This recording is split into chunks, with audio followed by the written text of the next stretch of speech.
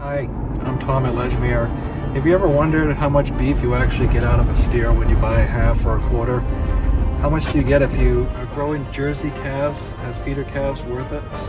Let's find out. We're gonna go take a ride now to the butcher shop and pick up the meat, bring it back, and we'll sort it out. I'll show you what you get, how much we got, and the price. I'll also talk about custom exempt versus USDA butcher shops.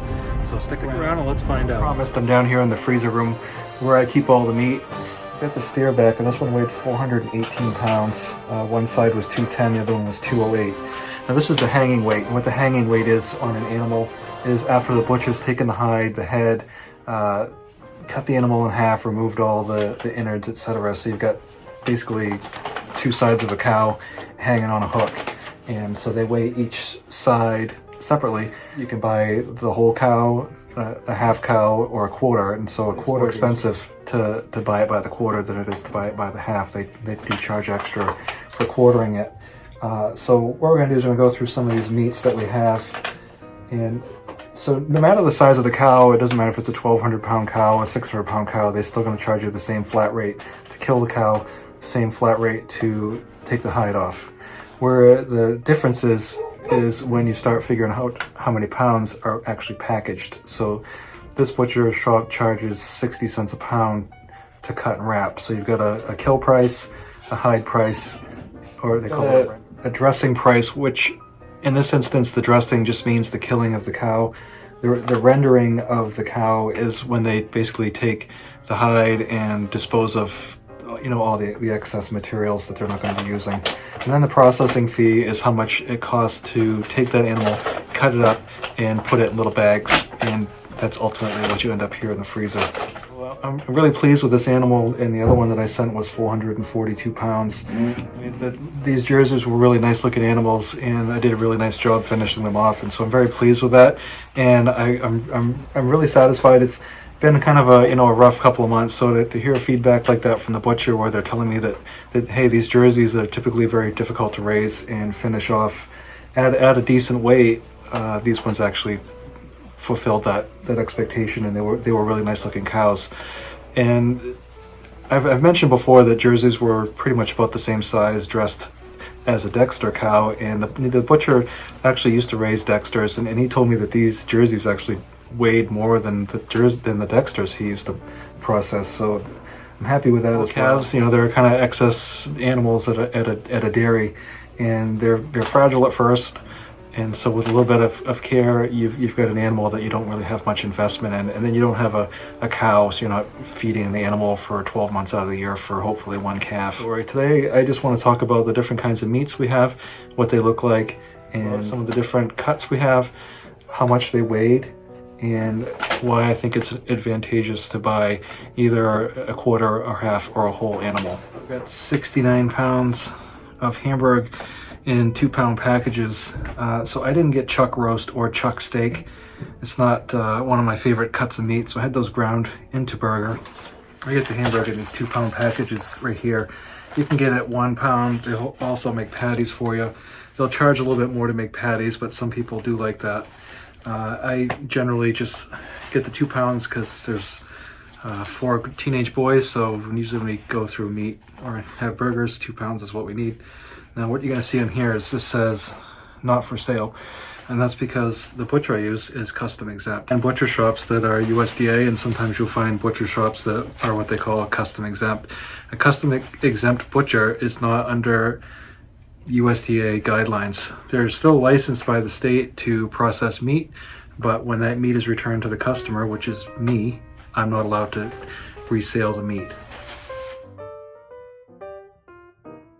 One of the key things when you select a custom exempt butcher is you want to have a pretty good relationship with that butcher, and you want to kind of know what's going on in there. And this is a reputable butcher shop that's been in business for 40 plus years. We've done business with them since I was a little kid. Have a lot of faith in them. Now they used to be USDA certified. The reason he gave it up was simply because once the meat leaves his possession, he didn't want to be responsible for it anymore, which makes perfect sense. If the customer takes the meat that was stamped USDA, brings it home, leaves it out in the sun, freezes it again, and sells it, and there's something wrong with it, well, it's still stamped with the number of that butcher shop. So just in order to, you know, save liability and everything else, it's perfectly fine. So I only sell beef by the quarter, the half, or the whole, and in doing so, once the animal leaves my possession and goes in possession of the butcher shop, I don't touch that animal again. So in essence, I'm selling the cow, or the portion of the cow, to the customer for my price of the cow, and then the customer goes to the butcher shop and settles up for processing, and so they pay that upon themselves. 140 pounds of ground beef so far. Liver, heart, tongue, I get all that back. What we don't eat is just going to be dog treats for the summer. The dogs really love frozen liver, frozen heart, etc. So a lot of people don't get that back, but since I have dogs and they love it, I have that here, and 14 pounds of that. 140 pounds of ground beef, 14 pounds of heart, liver, tongue, so we're at 154 pounds. Here, this is New York sirloin, and then our T-bones. Some people really like the cow tongue. They skin it, peel it back, and then usually they boil it, I think. But a lot of people do eat cow tongue. New York sirloins, New York strips, and the T-bones were 36 pounds. Soup bones. And some people will actually boil these and make beef broth out of.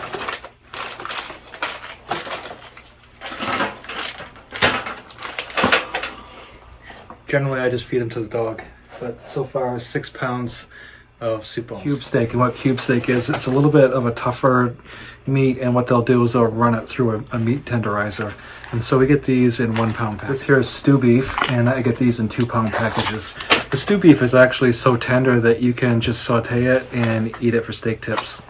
The kids like it marinated too, so sometimes they'll have beef teriyaki, or, you know, just marinated steak.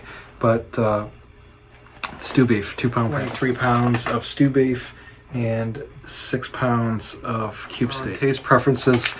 My personal preference is top of the round steak, and you can get round roast out of this also, but I get 2 pound steaks, and these are really, really good on the grill, and they're also really good fried. Rib steaks, these are 3 pound packages. 27 pounds of rib steak. Another 16 pounds of liver. Now this here's a face rump roast, 3 pounds of roast.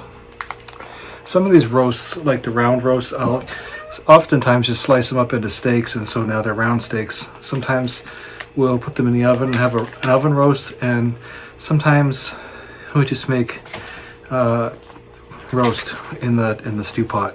That's good too. Sandwich steaks are the eye of the round roast, so these will be sliced into really thin minute steaks, and so these are what you make your steak bombs out of, 1 pound packages. Shoulder roasts, 3 pound packages of these. We're at 25 pounds. And here's your top of the round roast here. And so this is the same as your round steaks, and like I said, you can just slice these into steaks. You can make nice thin steaks on the Barbie of these in the summer, or you can just make really nice roast beefs when you have company. 3 pound package. 1 pound of roast tenderloin. This is one of the best parts of the whole cow, and this runs down along the spine, so this is really a delicacy here. Rump steak. 1 pound packages of these. Top of the top sirloin steaks here. These are your short ribs. These are the ones you slow cook in the summer with barbecue sauce, 3 pound packages. The rule of thumb with these is a 3 pound package will yield about 1 pound of meat. So you can put this in, say, the Instapot, boil it, and the meat will peel right off the bones, and then you've got nice meat to make a stew out of, or, you know, hearty soup. Pounds of ribs. Back to you. And a lot of times they'll have different names for different items depending upon where you live across the country. But generally here what we have, so you got your roasts, and then your steaks, which are all your steaks. Could be round steak, T-bone steak, rib steak, and chuck roast, which I have ground up. It's usually kind of tough, gristly, Chuck roast is usually best in like an Instapot because that'll really soften the meat up. Chuck steak, same thing. I have that into ground cube steaks, short ribs, and so the eye of the round I have put in sandwich steaks, soup bones, hamburg in 2-pound packages, all the stew beef in 2-pound packages, and then you have the tongue, liver, and heart. So we had a grand total of 418 pounds hanging weight. So I'll do the math and I'll give you the number of pounds that actually converted to as far as how much meat came home in little bags.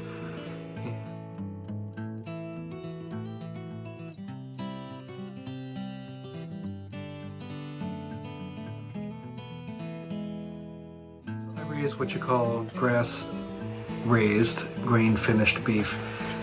Now, I've told you before that the animals get a handful of grain every day throughout the year, and that's what keeps them friendly. That's what allows me to get them back in the fence if they get out.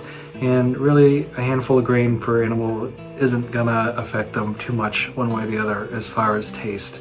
So primarily the animals are grass fed, and then for the last month and a half, I kind of keep them closed up a little bit and put the grain to them. And the grain again is locally raised right here in town, so you don't have all the carbons expended by trucking it and shipped across the country, bagged up, etc. It's all bulk, comes in a reusable tote, and so the impact on the environment is very minimal. One thing Joel Salatin has said many times is that people can only take so much weird.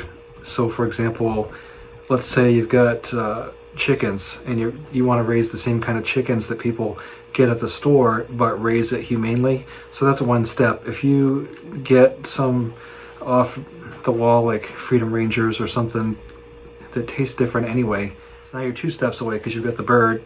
It's raised on a small farm and it's something that's not common. It's not found in the store. So you're 2 steps away. And I think that's the same thing with beef. I think people, they want grass fed. It's a little bit more gamey, but I think sustainably and regeneratively, I think the way that I do it makes a lot of sense, because jerseys in particular are tough to put weight on. In the winter, that's especially so. And so I don't like to ship cows in the winter, particularly in January, but the reason I had to do it is just because I had so many head of cows, and the way that the butchers have been backed up, I could only get space for 3/4 of them, so the rest of them had to go a little bit later. Having said that, they weighed a lot more, and I feel like I really did a good job of putting weight on the animals in the cold. The cost of beef in the store, average between, if you're talking, the cheap chuck hamburg to the best steaks, you're paying probably $8 a pound. Anyway, the price of beef has skyrocketed with the supply and demand. A lot of the farmers had to send a lot of their beef during the pandemic because they couldn't get either hay or grain, and then the processing plants got kind of screwed up because they didn't have the labor force. And now that's all kind of snowballed into a mess. And so right now you're looking at between $7 and $8 a pound on average for getting beef at the store. And so what I'm selling it for is $6 a pound, and then you pay processing, so you're into it for another 95 cents or $1. So you're still looking at around $7, but you're supporting local agriculture. You know where your animals come from. You know that they're humanely raised, and I shoot videos of my animals all the time so you can see the environment they're living in. And from time to time I will entertain guests here, but it's not really an open farm. I'm not set up, unfortunately, to take visitors like Polyface, where they're open 24/7, 365. I'm not doing that here. I'm just not set up for it. But I am an open book as far as how the animals are raised, and I think I'm doing a good job of conveying how these animals are raised here. So having said all that, the point I'm trying to make is you could pay either the same or slightly less for an animal that's humanely raised, has a lesser impact on the environment, supports small family farms, and just tastes better.